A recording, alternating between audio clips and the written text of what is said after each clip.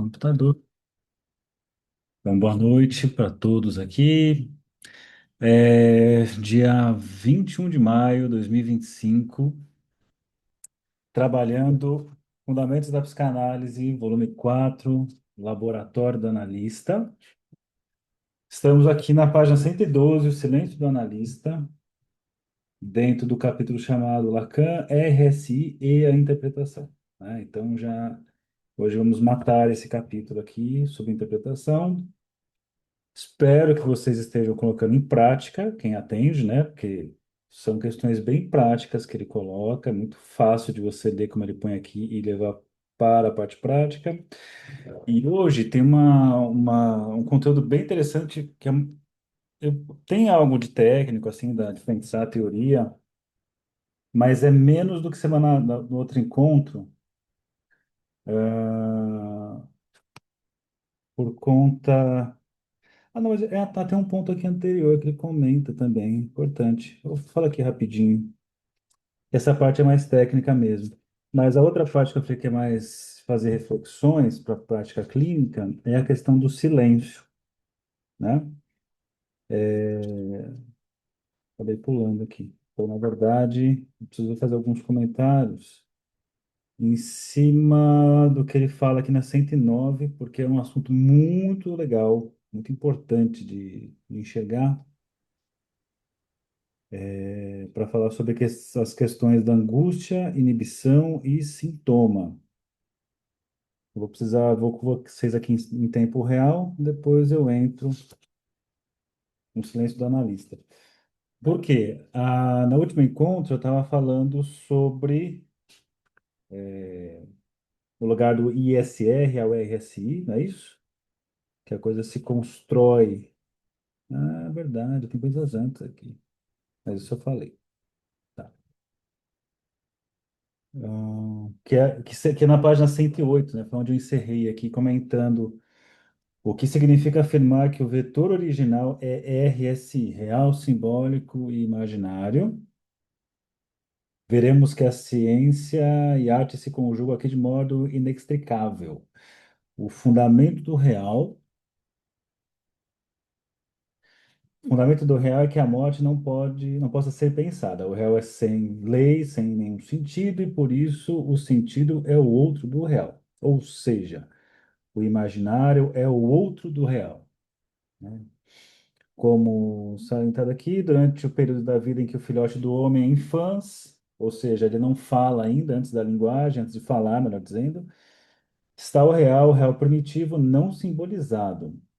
Na constituição do sujeito, o real, que é o sentido zero, é assambarcado pelo simbólico, que com seus pares de opostos produz sentido, mas sempre mergulhado na ambiguidade e no duplo sentido. A ação do recalque incide sobre os pares opostos e instaura a tendência a produzir um discurso sem ambiguidade, unívoco que funda o imaginário. O simbólico é sempre seguido do imaginário que vem a reboque. Eu finalizei falando isso, mas isso é tão bacana de se pensar que eu posso abrir aqui de novo falando sobre isso. Porque traz bem aquela coisa que eu falei para vocês em outros encontros, falei no último, falei que o Alfred Einstein é um dos caras que vai muito por essa via, de pensar o inconsciente, né, ler o inconsciente lacaniano como uma mudança radical assim, em relação a Freud, que não se assemelha.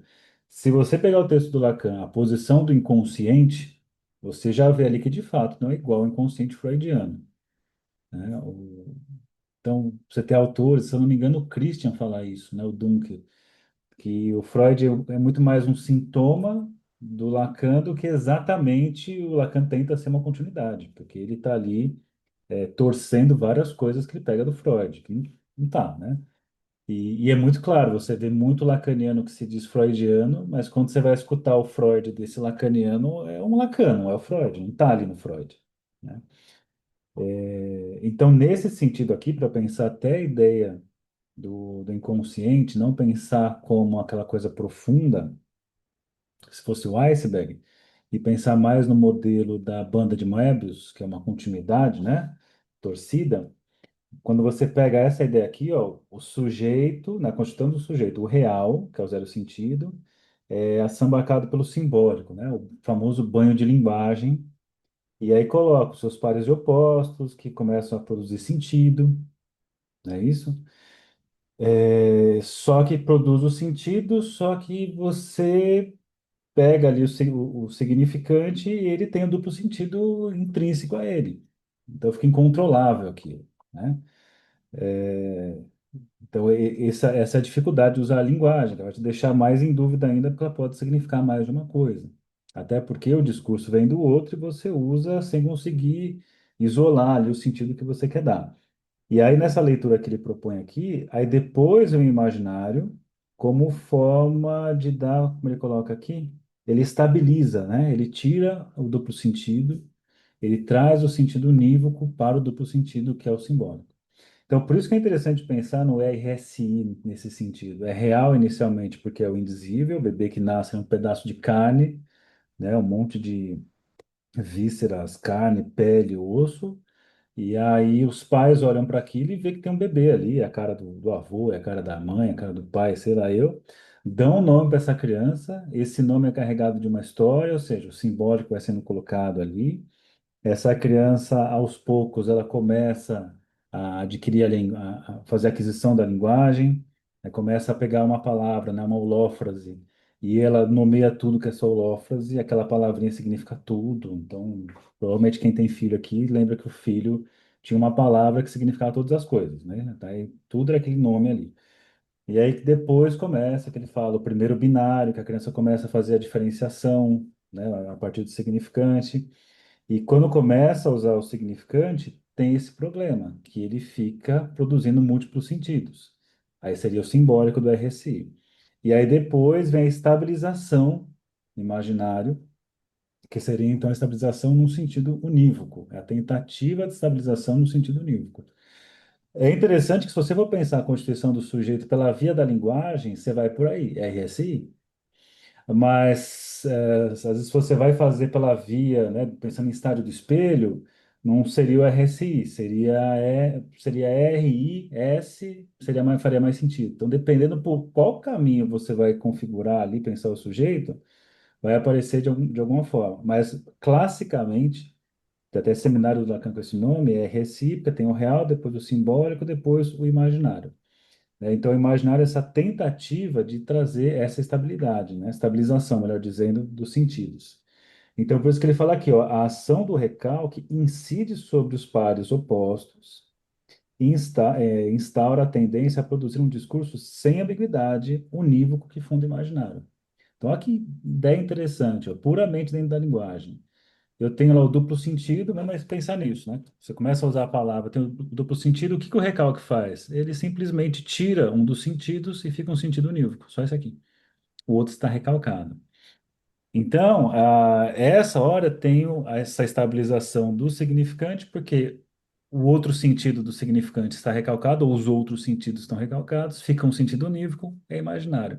Então, a fala ali, o sujeito, ele fica nesse registro imaginário sempre por essa via, né? De acreditar que o outro vai entender exatamente o que ele está dizendo, de que ele tem que entender exatamente o que está ali no texto, né? Vocês já devem ter visto aquelas reclamações, se é que já não fizeram aquelas reclamações, de vai fazer uma prova e falar que o professor quer que responda igual está na cabeça dele, né? Que o professor acha que você vai conseguir, e tem professor que realmente quer isso, ele quer que você diga exatamente como está ali, né? Então, as pessoas têm um apreço assim ao imaginário, né? Era muito comum na faculdade o professor considerado inteligente aquele que conseguia recitar um parágrafo exatamente igual e falar a página. Não significa inteligência nenhuma, significa que você decorou alguma coisa. Eu lembro de um professor que falava: eu dou a mesma aula há 30 anos, eu uso as mesmas palavras há 30 anos. Eu falei, que horror, né? Você não pensa. Só que ele falava num tom de: olha o quanto eu sou inteligente, e os alunos ficavam: nossa, ele é muito inteligente. Eu falei: caramba, ele fala a mesma coisa há 30 anos. Então tem alguma coisa muito errada, né? Não pensa, porque fica preso aquilo. E aí você pode pensar justamente a relação das estruturas. Não sei se eu cheguei a falar essa parte, mas uma reflexão que dá para fazer pensar a relação das estruturas com a estabilização do significante.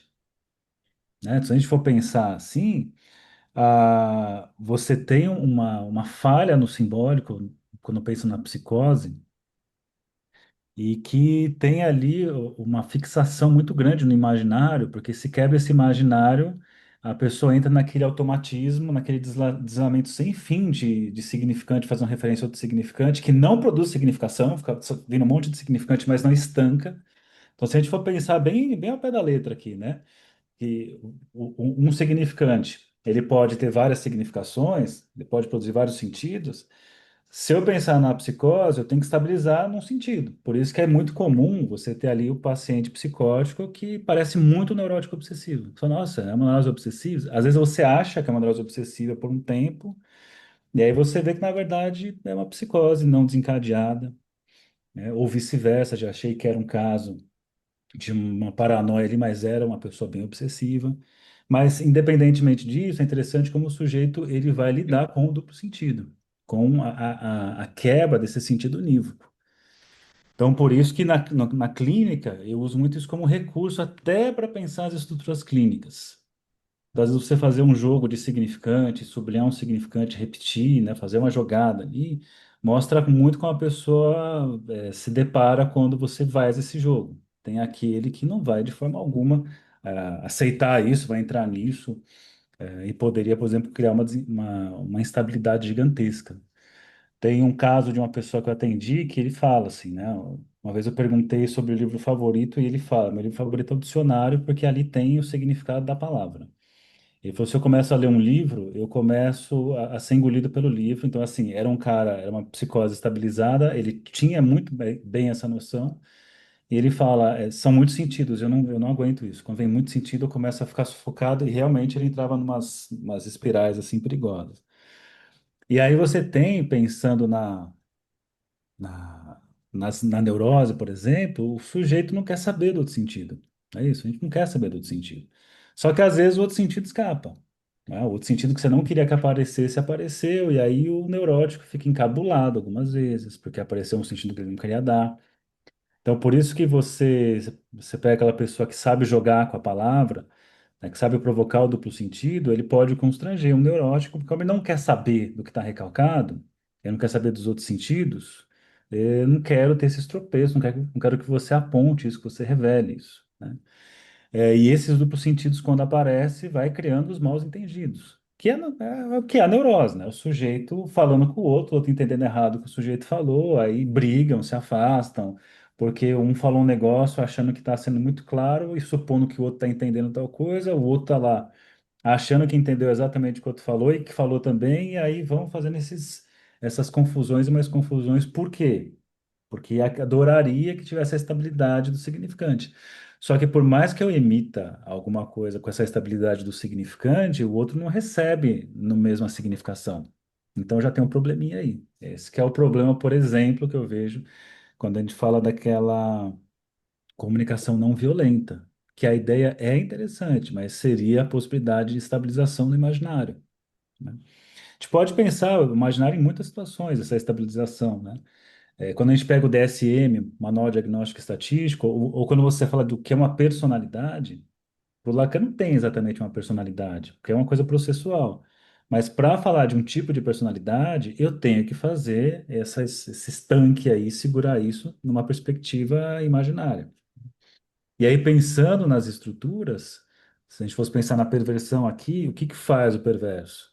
Tem uma coisa que se você pegar aquele livro do Quiné, A Descoberta do Inconsciente, ele põe assim, que o neurótico não quer saber nada disso, do recalque, né? Não quer saber dos outros sentidos.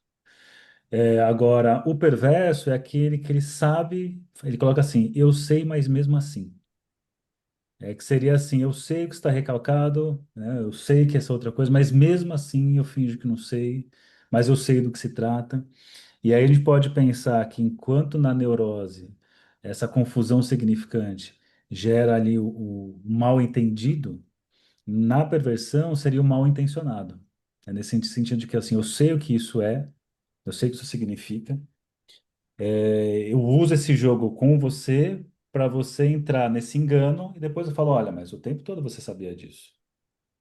Por isso que algumas vezes a gente pode pensar que não necessariamente uma, uma pessoa que comete um abuso, um pedófilo, não necessariamente é um perverso. Você tem pedófilos neuróticos e psicóticos, mas pensando numa perspectiva do que seria criar um engano ali, ele vai criando um tipo de discurso que a criança vai falando aquilo, olha, eu quero isso, né? É isso mesmo. Ele vai apresentando e dando esse sentido, olha, mas não é isso, não é isso. Ele vai colocando esse sentido para o outro e concordando, mas tem um outro sentido que ele sabe muito bem, que a criança, por exemplo, ignora, e ele vai construindo isso. Depois, lá na frente, quando a pessoa se dá conta que era abuso ou algo do tipo, ele fala, não, mas eu nunca te forcei a nada. Você que entendeu isso, né? Então, veja que não necessariamente preciso pensar na pedofilia. Eu trouxe um caso extremo aqui. Tem um exemplo naquele livro do Gerondino Ferreira Neto, em que ele traz não lembro se é cena de um filme, eu acho que é a cena de um filme, que eles estão no museu, tem um homem e uma mulher, e aí a mulher perde a hora e quando ela vai sair, o museu está fechado. E eis que ela encontra esse cara, né? Ela tá lá preocupada, tentando achar a saída, não acha a saída, e encontra esse cara. E esse cara começa a conversar com ela, eles começam a se entender ali, a coisa vai esquentando, eles transam ali. E depois que transa, ele fala, vamos embora, né? Acho que eu vou embora. Ela fala assim, como assim vamos embora? Ela fala, eu tenho a chave. Aí ela fala, mas você não falou que você tinha a chave? Ela fala, mas você não perguntou se eu tinha a chave. Então, assim, ele sabia de uma coisa, mas ele não colocou ali, né? Ele guarda esse outro lado. Enquanto o neurótico não sabe desse outro lado por conta do recalque, se a gente for pensar na perversão por conta do desmentido, eu sei, mas eu consigo desmentir que sei, né? É claro que aqui eu estou, mais uma vez, exagerando. Recentemente eu fiz dois cursos falando sobre estrutura, sobre perversão, justamente falando, ó, não pense na perversão sempre nessa via da maldade, né? Mas a gente pode pensar que é um tipo de discurso que é perverso. E aí abre até aquele espaço para pensar assim, que alguns colocam, né? Que alguns dizem que a perversão não seria uma estrutura, mas um tipo de postura, uma posição. E se eu pensar que ao usar um discurso assim, de saber dessa outra coisa e usar essa outra coisa para criar um mal, para chegar em algum lugar, sabendo desse outro sentido que o outro desconhece, eu poderia pensar que é um discurso perverso, tá? Que poderia talvez aparecer num sujeito neurótico sabendo utilizar isso. Então é bem legal quanta coisa dá para tirar dessa coisa que ele traz, né, do real simbólico imaginário se configurando. E aí ele traz aqui, né, na página 109, que eu acho que eu tinha falado, até mostrei na tela, se eu não me engano, que ele coloca, né, o R ali, que é o real não sentido, aí eu tenho ali o dois S's do simbólico, mostrando que tem o duplo sentido, os múltiplos sentidos, e aí eu tenho ali ele desembocando no sentido unívoco, que seria o imaginário. Aí eu vou ler o que está na 109 depois desse esqueminha aqui, né? Desse desenho. Ele fala, ó, cumpre nos referirmos a noções, às definições trazidas por Lacan no seminário RSI sobre as três grandes figuras clínicas freudianas: inibição, sintoma e angústia. Ali Lacan fornece uma teoria simples e articulada na qual se estabelece através da lógica das invasões de um registro no outro a imbricação dos três registros. No esquema fornecido naquele momento por Lacan, a inibição é definida como a invasão do simbólico pelo imaginário, I sobre S. O sintoma é a invasão do real pelo simbólico, R sobre I. E a angústia, não, desculpa, S sobre R. E a angústia é a invasão do imaginário pelo real, R sobre I. Isso daqui, quando você lê, é legal escrever, desenhar, assim. Eu só entendo desenhando e escrevendo, eu nem entendo lendo. Eu tenho problemas no imaginário, então eu preciso do recurso escrito à mão ali. Mas é legal você enxergar isso, que eu tenho real, simbólico e imaginário, que eu tenho o real não sentido, eu tenho o simbólico duplo sentido e o imaginário sentido unívoco. E aí o Lacan fala, esses três se amarram no nó borromeano, que a gente vai construir aqui ainda, depois do objeto A, e que ele coloca assim, o que que é a... Primeiro que ele põe aqui é a inibição. O que que é a inibição? Quando o simbólico, que é o duplo sentido, né, o jogo de cintura que a gente tem na vida, as várias possibilidades que a vida apresenta, pode ser isso, pode não ser, você é invadido pelo imaginário e ele esfrega na tua cara o sentido unívoco, assim, ó, é isso, ó, não tem saída. Então, onde tinha o duplo sentido, você fica travado no sentido unívoco. Você vai encontrar isso nos pacientes quando eles estão, por exemplo, naquela posição de que estão diante de um destino mortífero, assim. Não tem o que fazer, minha vida é isso. Está fadado a ser isso. Não sei se vocês já passaram por essa experiência, provavelmente sim na vida, quando aquele horizonte de possibilidades da sua vida se fecha numa única portinha, assim, ó, é só por lá que dá para ir. Então a pessoa chega no consultório travada, né? Não consegue nem ir para frente nem para trás. O desejo está travado. Então, quando a gente fala assim da angústia, desculpa, quando a gente fala dessa posição, o desejo ele está travado, porque o sujeito não consegue enxergar nada para além desse sentido unívoco. Poderia falar mais sobre estabilização no sentido da holófrase? Posso falar depois, mas é, posso falar depois sobre isso. Pensar algumas coisas. Preciso construir algo aqui, só para não quebrar aqui a lógica.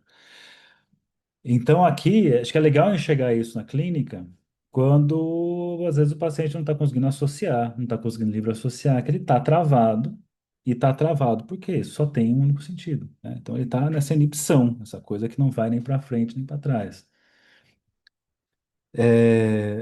O outro que ele traz, o sintoma, é a invasão do real pelo simbólico.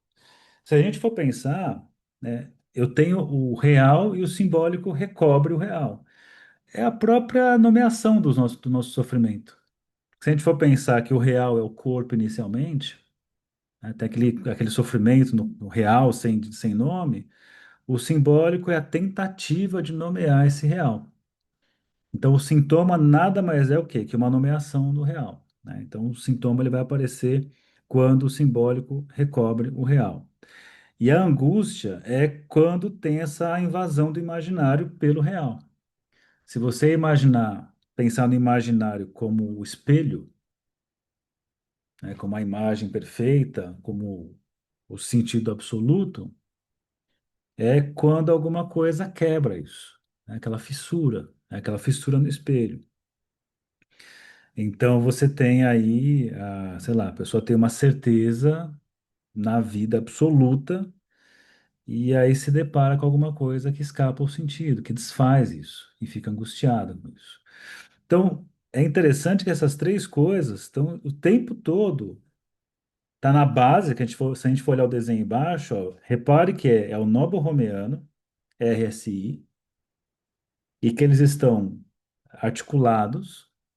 No meio tem o objeto A, né? Então eu não vou entrar muito nesse desenho agora, porque ele vai construir ainda as outras coisas, objeto A e afins, mas é interessante enxergar que tanto está aí os três arcos, real, simbólico e imaginário, e, e ao mesmo tempo, as três possibilidades o tempo todo de acontecer, da angústia, da inibição e do sintoma, né? E o quanto isso vai aparecer nos nossos pacientes. Tá legal você prestar atenção quando você vai atender se está nessa fixação sintomática da inibição ou da angústia, porque é os três registros se articulando e as invasões, um em cada um.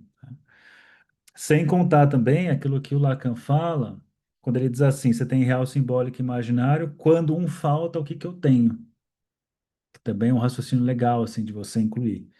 Que ele põe, né? Você tem que ter os três, RSI, tá. Mas ele põe, e se eu tiver, por exemplo, real e imaginário, o simbólico está faltando? Que paixão do ser aparece aí? Ele questiona, né? Ele coloca pra gente.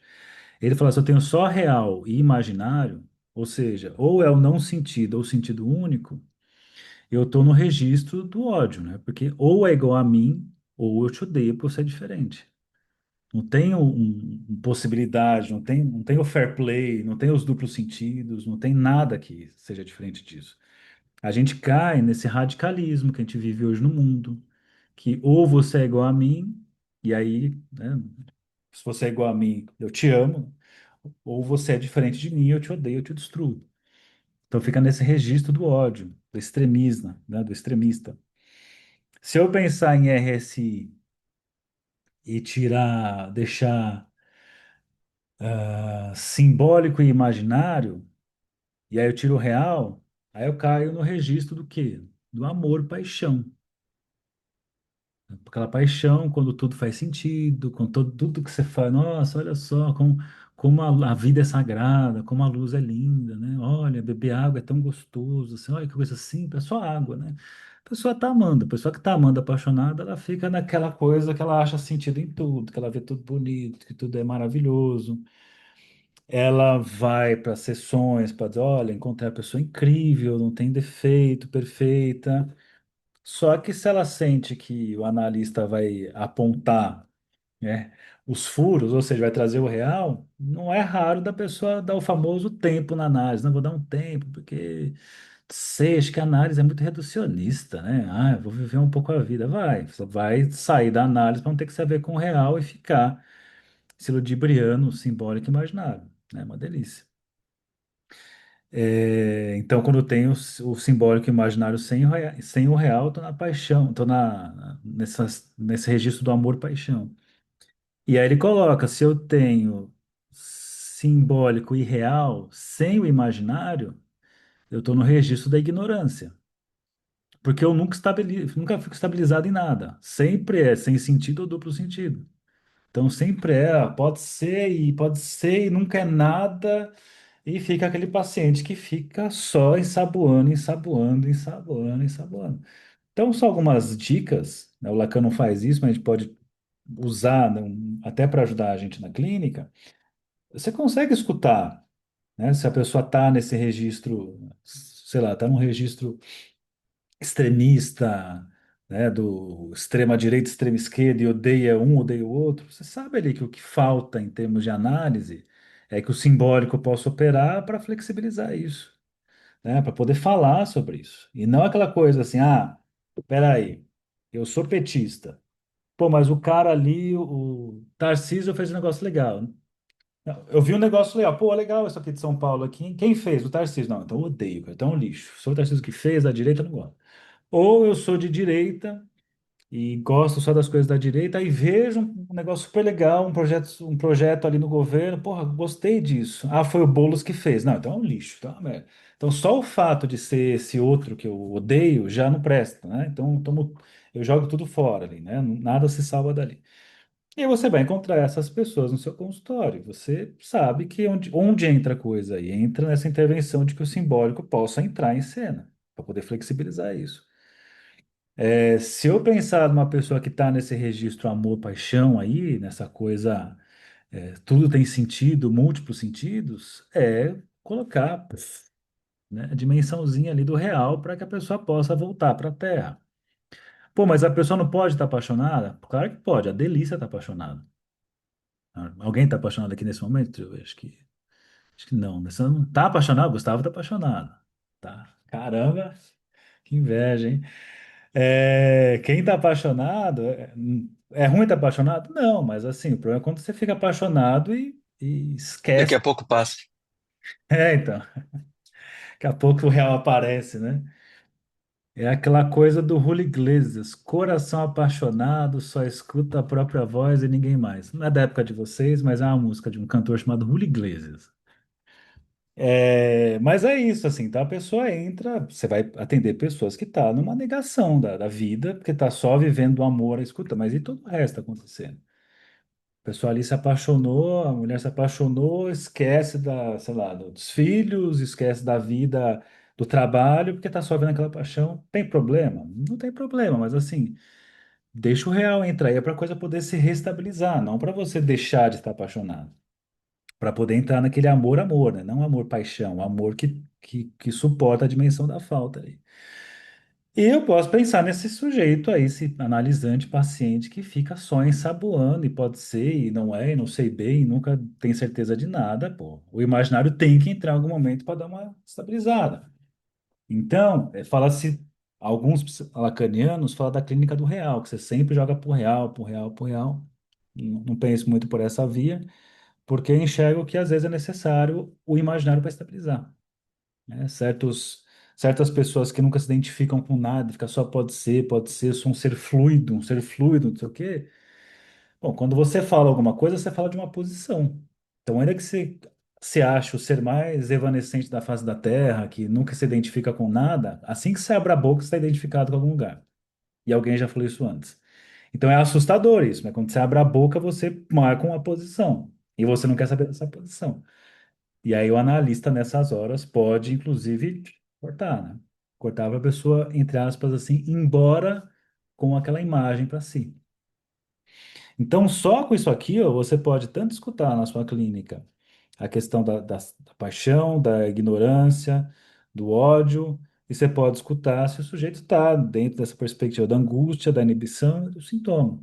Né? São coisas que não são ferramentas clínicas, mas que eu estou montando aqui, se a gente pudesse usar isso. É,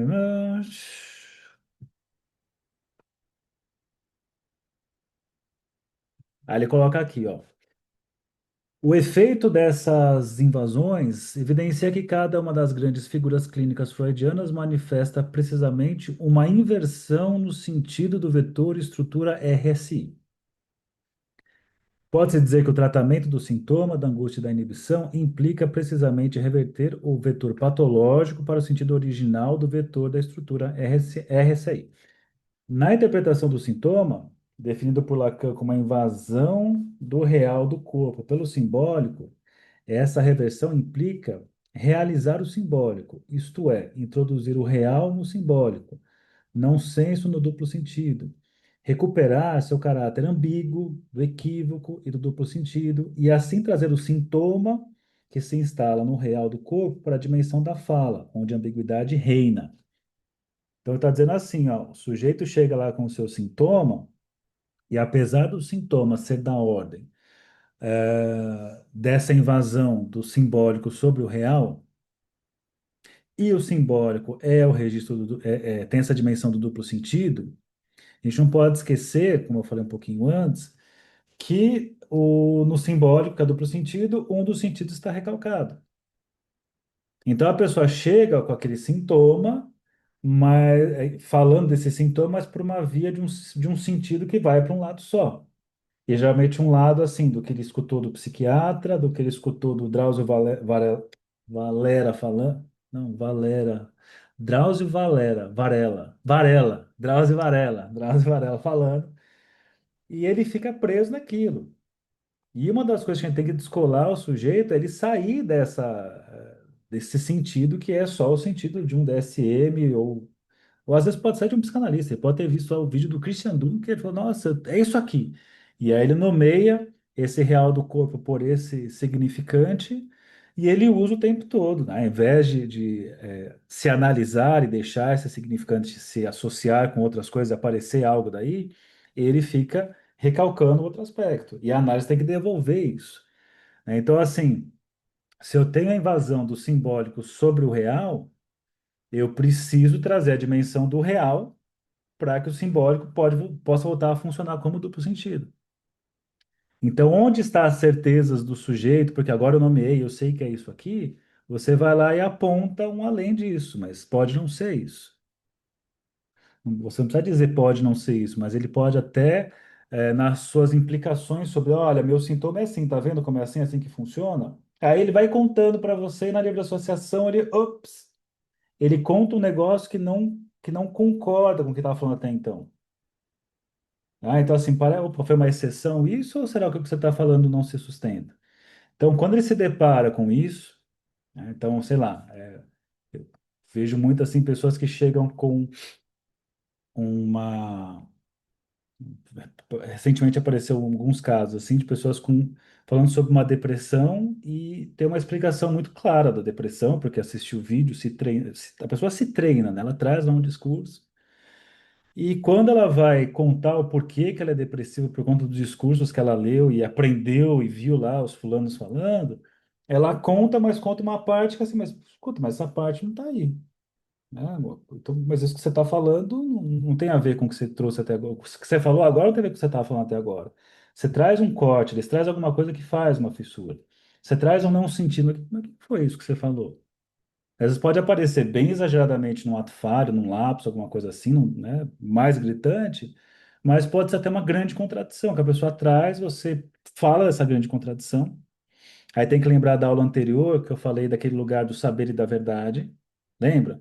Que eu posso fazer uma intervenção, uma interpretação, tanto pela via do saber, em que eu trago ali com as palavras do analisante as próprias contradições ali, ou que ele se explicando depois, nesse só depois, ou pode aparecer aquela falta de sentido radical, que é da ordem da verdade, e o paciente se depara com aquilo. Então, veja, não era bem aquilo que você estava explicando. Você estava contando essa história, mas parece que não é por aí. Então, isso dá esse efeito do real aparecendo e devolvendo as coisas para o seu lugar, né? Esse recuo do simbólico em cima do real, né?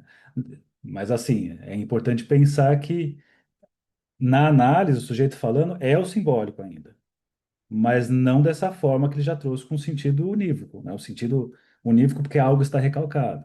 Então você vai trazer esse real para justamente quebrar isso que está recalcado, ou essa estrutura de recalque, para aparecer os outros sentidos e botar o sujeito para falar sobre isso. Então, essa aqui é a interpretação do sintoma. Aí ele põe na interpretação da angústia, que representa a invasão do imaginário pelo real, do sentido pelo não senso. Tal reversão significa reintroduzir no real a dimensão do sentido imaginário, a qual aciona o desejo em alguma direção, pois o desejo, salientou Lacan, inúmeras vezes é o melhor remédio para a angústia. No Kindle, eu não sei, hein? Aqui é 110, no Kindle, não sei. Ó, veja só que ele fala aqui, ó. Essa frase é legal para vocês terem, ó. O melhor remédio para angústia é o desejo. Desejo, Lacan salientou inúmeras vezes, é o melhor remédio para a angústia. A palavra do analista apresenta nesse ponto um valor enorme para relançar o desejo do analisando, pois trata-se de invocar o revestimento libidinal, seja no objeto ou no próprio eu, cujos investimentos foram atingidos mais ou menos gravemente, de modo a paralisar o movimento do desejo.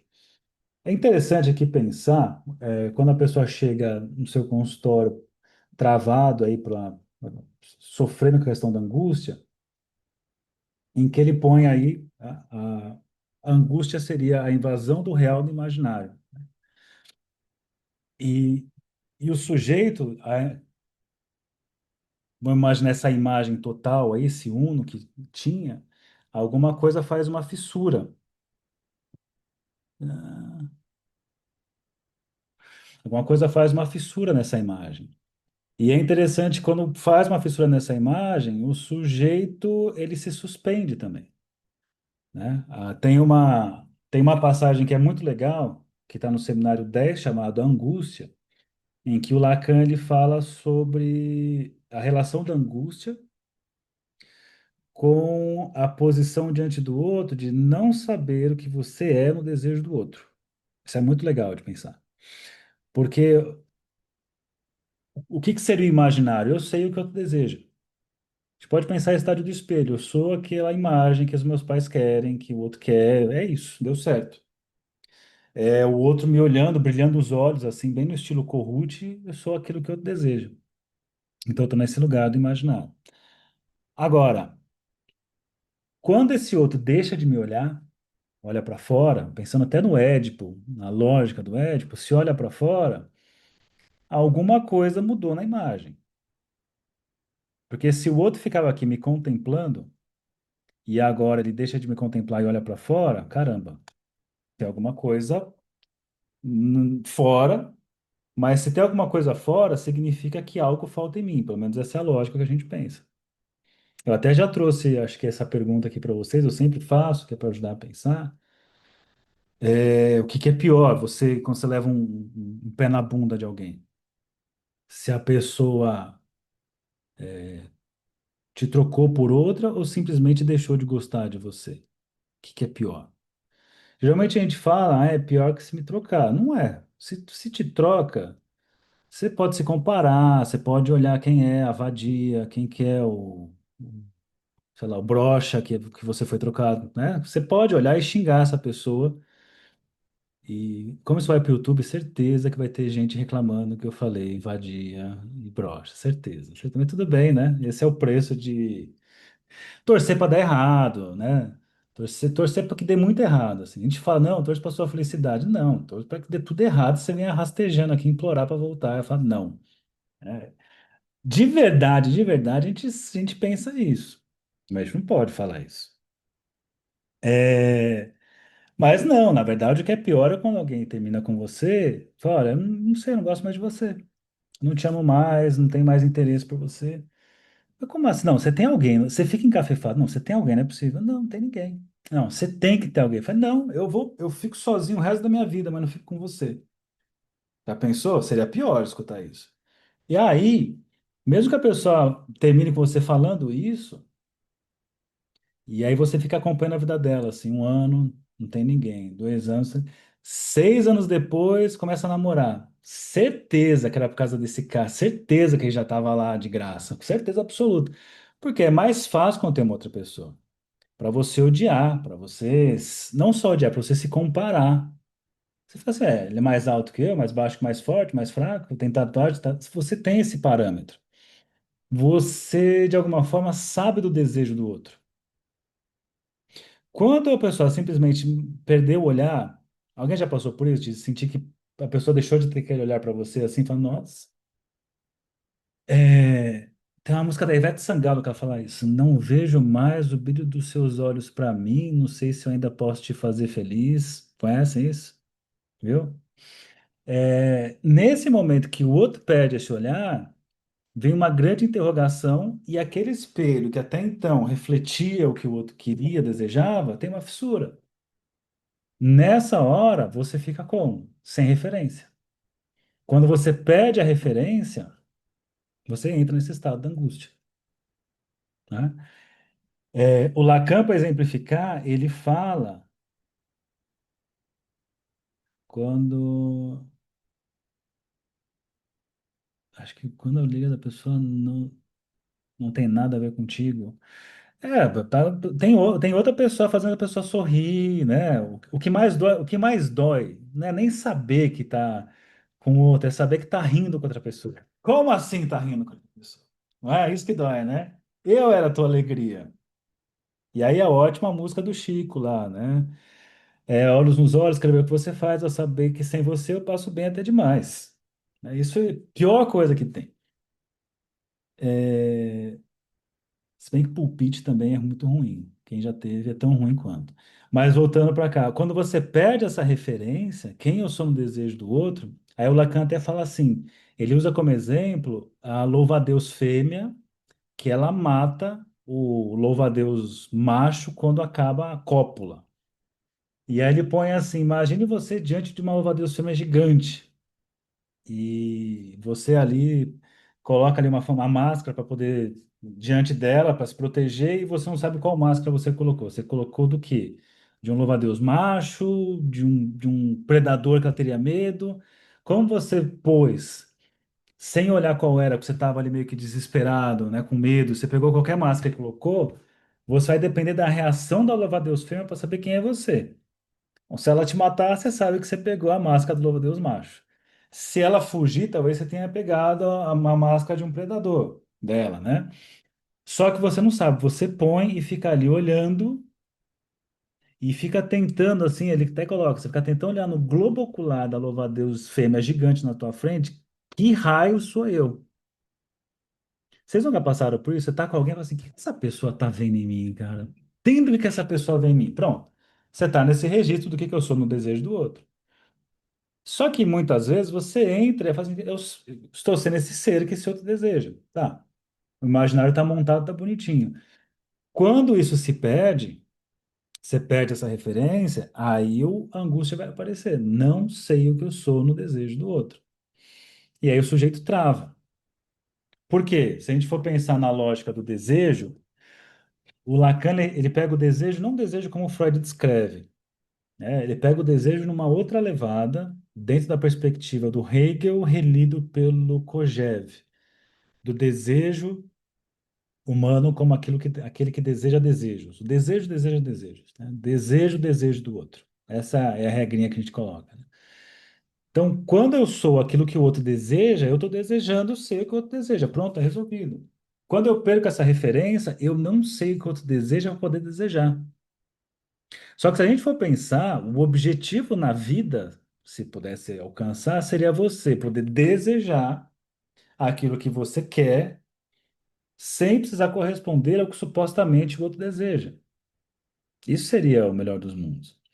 Você a gente tem que entender que quando o analisante chega numa sessão no consultório, ele quer saber o que o analista às vezes quer saber dele. O que que eu falo aqui?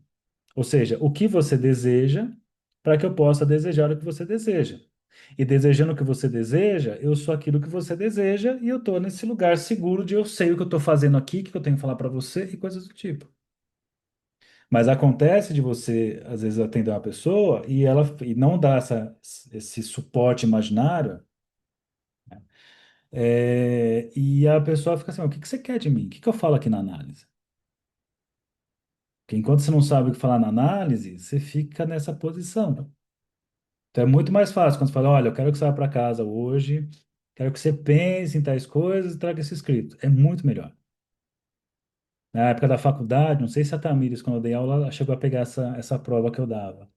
Era uma prova que eu dava, que era uma folha em branco. Eu entregava assim, ó, prova é essa. E saía, só para. Acho que o Otávio pegou. Pegou essa fase? Não. Dava uma folha em branco, os caras travavam. É melhor ter 20 questões difíceis do que uma folha em branco assim, escreva. Escreva o quê? Escreva. Mas o que que você quer? Escreva. Mas vai corrigir o quê? Escreva. Então você fica sem referência nenhuma. E aí ficava, ninguém produzia nada. Aí uns rasgava a folha, outros amassavam, outros riscavam assim. Ah, você não teve aula comigo, só supervisão. Ah, não, a Tamires aqui, é que tem a Tamires Trovo, que ela foi minha aluna, e tem a Tamires Mesquita, que foi minha supervisionanda. E o Otávio, ele foi meu aluno. E eu fazia isso aí. Certo? Então, sensação de não ter contorno. Essa palavra já me lembra o Winnicottianos na hora, assim, não tem contorno, né? Mas isso, mas falta esse contorno, porque o quanto do contorno é querer saber do desejo do outro para desejar quanto deseja. Não é complicado, sim? O Abu Janra, ele tinha aquela frase: enforque-se com a corda da liberdade. Você tá livre. Puta, ferrou, cara. Não sei o que fazer. Não sei se eu cheguei a comentar aqui, talvez sim, dos irmãos Karamazov, em que tem o Ivan Karamazov, que ele traz a frase: se Deus não existe, então tudo é permitido. Que é uma frase muito legal, assim. Então, se Deus não existir, então a gente pode fazer tudo. Ou seja, eu sou livre para fazer tudo. Aí o Lacan, no seminário 16, ele responde assim, claro que não. Qualquer um que já atendeu um neurótico obsessivo sabe que se Deus não existir, aí quem não faz nada. Eu tenho que ter o parâmetro da lei do desejo do outro para poder fazer alguma coisa. Se não tem o parâmetro, eu faço o quê? É divertido, né? Então, veja, é meio que trabalhar com os nossos analisantes onde está a, a angústia que o desejo possa aparecer. Aí, como é que faz isso? É isso que a gente estuda tanto, para entender como é que faz essas coisas, como é que trabalha isso. Porque o desejo está ali, a pessoa só não quer saber dele na neurose. Então, às vezes a pessoa está lá mergulhada na angústia, mas quando você põe ela para falar, ela vai contornando o desejo. Só que ela não quer saber disso. Aí depois aqui, ó, na interpretação da inibição, definida como invasão do simbólico pelo imaginário, né? O imaginário toma ali o simbólico, ou seja, em que o duplo sentido foi reduzido ao sentido uno fechado, o objetivo é reabrir o campo simbólico ao duplo sentido, pois na inibição ele se acha fechado e aderido às significações unívocas. Aqui, as pontuações do analista surgem como necessárias, pois suspendem o sentido através das interrogações, cortes e escansões. Eu acho que é um dos mais tranquilos de trabalhar na clínica quando você sabe jogar com o significante. O X te arranca qualquer um da inibição. É bem interessante, assim, porque devolve a dimensão simbólica do pro sentido pro simbólico. Começa a esvaziar o imaginário. É... Tadã. Certo? E aí, o que eu tinha preparado para hoje, eu descobri que eu pulei uma parte. que era essa parte que eu falei agora, então essa parte não lembrava que era para falar hoje, era para falar do silêncio do analista, que é um tema muito legal e é um trecho. Eu achei que a gente fosse entrar no objetual no próximo encontro, mas não vai ser que eu vou ter que falar do silêncio. Porque, ó, tem vários trechos aqui que ele traz referências interessantes sobre o silêncio. É, que eu falei para vocês, né? Eu queria falar desse trecho aqui enquanto reflexões da nossa prática clínica, porque o silêncio é uma das coisas que mais incomoda na clínica, acho que na vida, né? Seja o silêncio do analisante, o silêncio do analista também é difícil.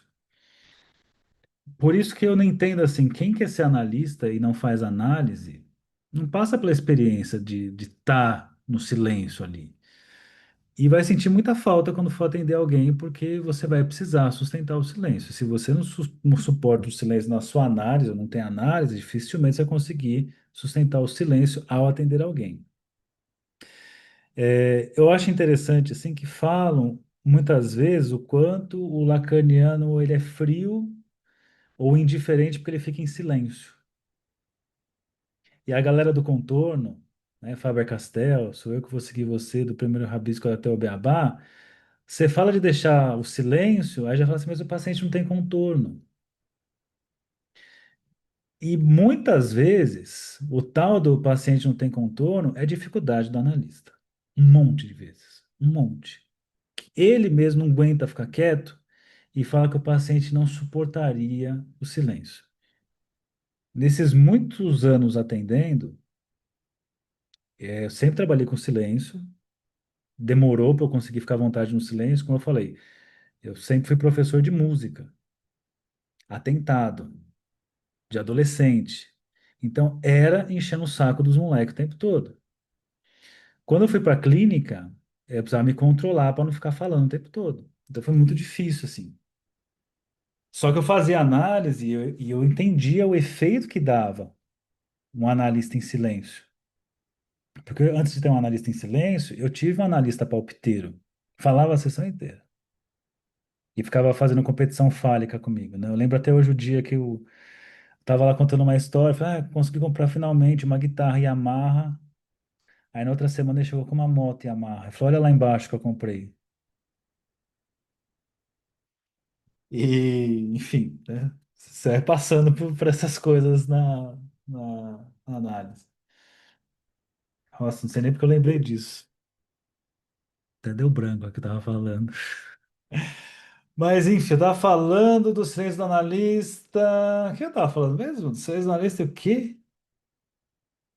Ó, a Gisele perguntou assim, ó, como identificar quando o silêncio é elaboração, resistência, quando a gente deve falar para não ficar em silêncio ad infinito?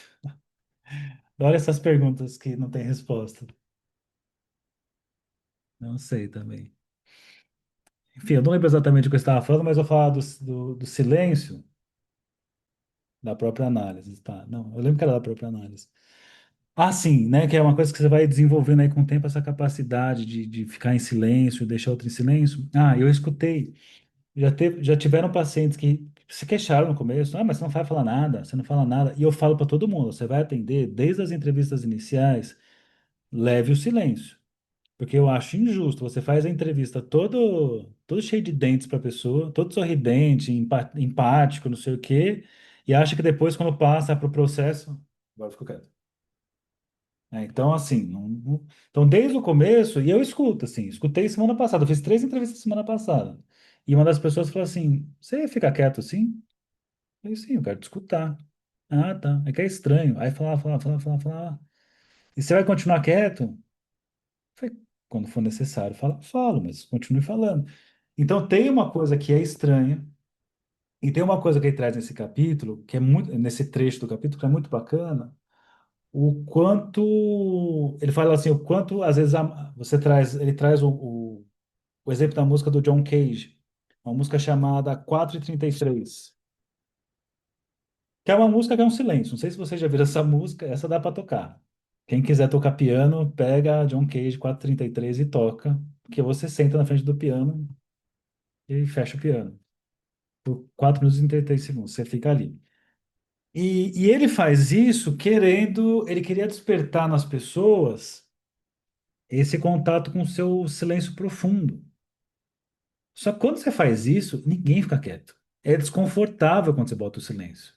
O silêncio convoca você a fazer barulho, né? E aí ele faz uma inversão interessante, fala assim, agora, quando você escuta uma música barulhenta muitas vezes, ou uma orquestra, você se sente em silêncio. Então, ele fala assim, o John Cage, ele teve uma intenção de conseguir alcançar esse silêncio profundo nas almas com essa música, mas o que ela causa é perturbação. As pessoas começam a tossir. É legal você pegar vários vídeos na internet, não tem um que não tem a pessoa tossindo. Porra, tem a vida inteira para tossir. Você tem ali 4 minutos, se não tosse, em 4 minutos a pessoa tosse, porque ficou em silêncio. Então, ele faz várias reflexões sobre o silêncio, que eu acho que é legal aqui. Ele traz sobre um filme muito bacana, que até pode ficar como uma indicação para vocês assistirem, O Silêncio dos Seus Olhos, né?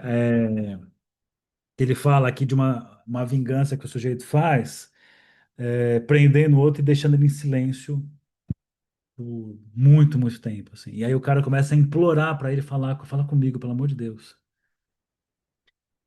Tem um experimento, posso até mandar para vocês depois. Não sei se vocês já viram que é um cara que ele entrou numa caverna e ficou, sei lá, acho que 3 meses numa caverna escura, sem nada. Ele levou só uma lanterninha e aí ele ficou sem contato com nenhum humano. E aí ele começa a contar, e ele não tem a referência do tempo, se é dia, se é de noite. E aí ele fala que no começo ele ainda dorme dentro de um certo ciclo do que ele estava quando ele estava na superfície, na luz. Só que como ele está nesse lugar sem luz nenhuma, ele começa a perder a noção de tempo.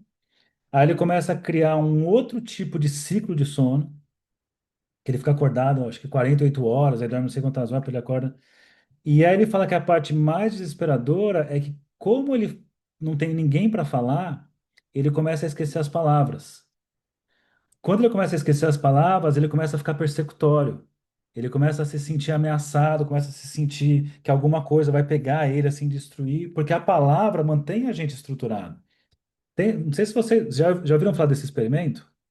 Então, eu vou mandar para vocês. Tem no YouTube vários vídeos. O cara faz isso e ele vai relatando como ele vai definhando, porque ele perde a referência do tempo, porque o experimento que ele faz é sobre a experiência do tempo, a temporalidade e os efeitos na gente, né, de estabilização. Só que tem esse detalhe aí, que é o não falar com ninguém, você começa a perder essa referência, você começa a perder a humanidade. É por isso que, por exemplo, o Náufrago, ele cria lá o Wilson para ter com quem falar. Porque se você não fala, você começa a perder a habilidade de falar. E se você perde a habilidade de falar, você perde a habilidade de pensar, que você pensa com palavras. E você vai, enfim. Então tem várias coisas muito curiosas, muito interessantes sobre o silêncio. E aí eu deixo para falar na próxima. Eu vou pegar aqui a pergunta do foi feita, que eu trago também na próxima para abrir. Ah, quer ver? Tiveram 3 perguntas aqui.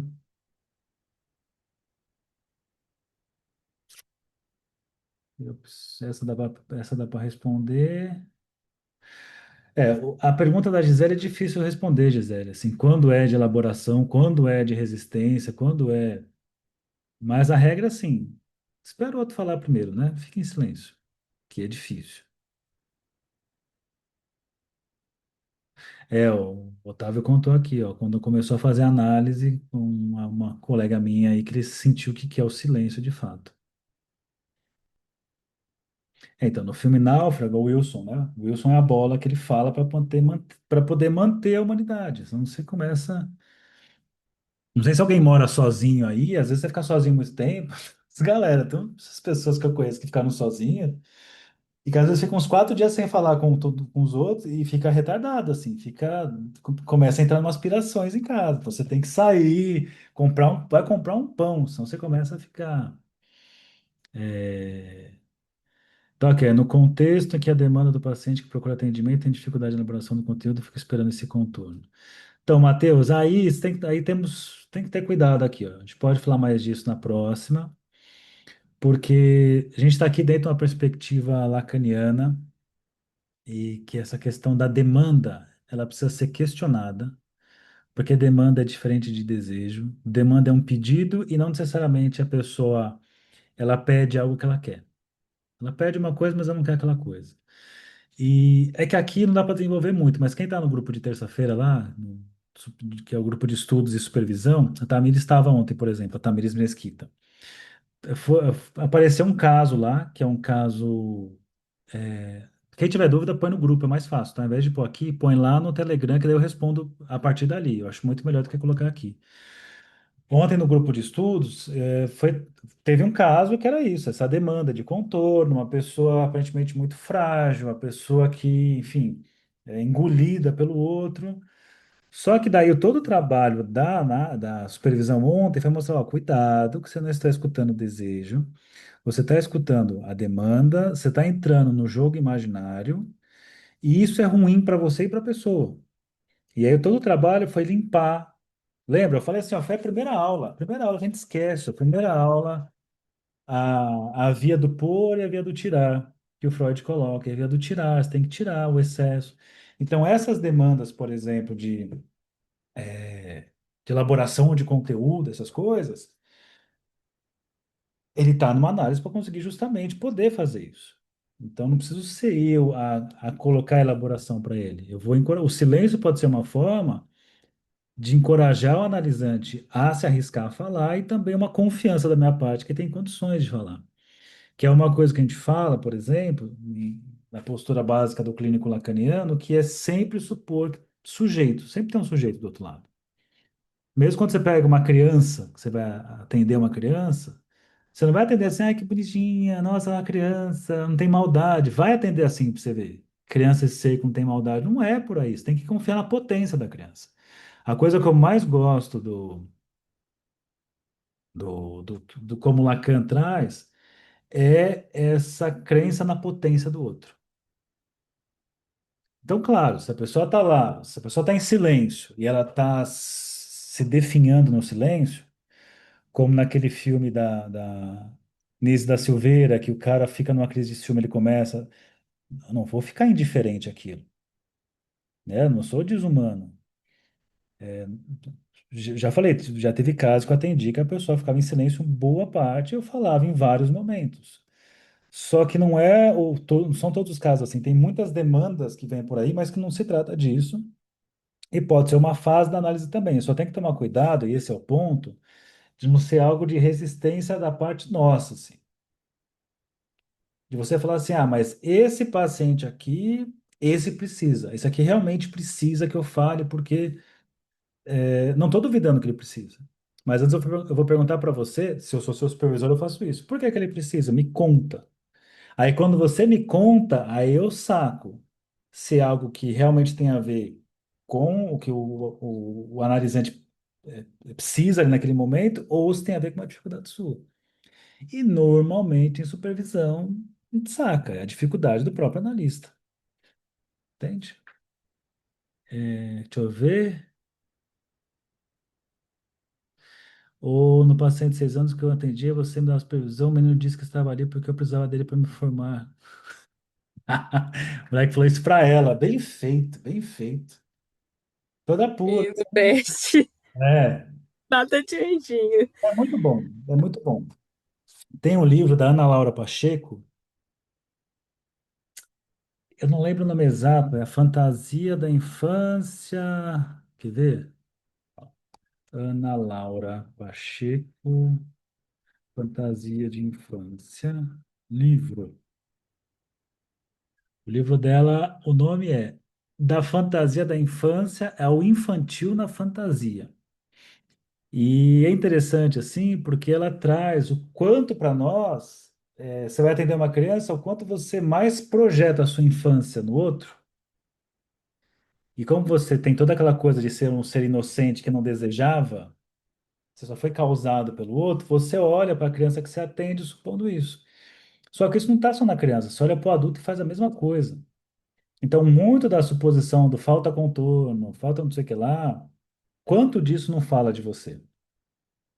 Por isso que a clínica do tirar, eu acho ela mais justa, porque não se trata de você colocar conteúdo, mas não se trata de ficar indiferente ao sofrimento do outro. Mas para errar na mão é muito fácil. Gente, eu preciso ir aqui. Resolver uns negócios. As questões que vocês colocaram, quem quiser, põe lá no Telegram que é mais fácil. Né? Porque o grupo tem tanta gente, mas o pessoal só tá lá por farra, né? Para farra, para pedir PDF. E todo mundo que pede PDF, na hora eu corto, apago. Ou vai lá para colocar, vai ter ali a quermesse, do não sei o que lá da psicanálise da minha escola. Eu apago, porque o grupo é para falar do livro, do que a gente está estudando no livro. É uma chance de falar de clínica a partir de um livro muito bom e o pessoal quer pedir PDF. Ah, me poupa, né? Tá bom? Então coloque as questões lá que a gente trabalha a partir dali. A Dani fez, inclusive, uma sugestão de filme. Coloca ela também pra gente, por favor, porque daí a gente pode ir atrás disso, tá? No grupo, ajuda bastante. Então,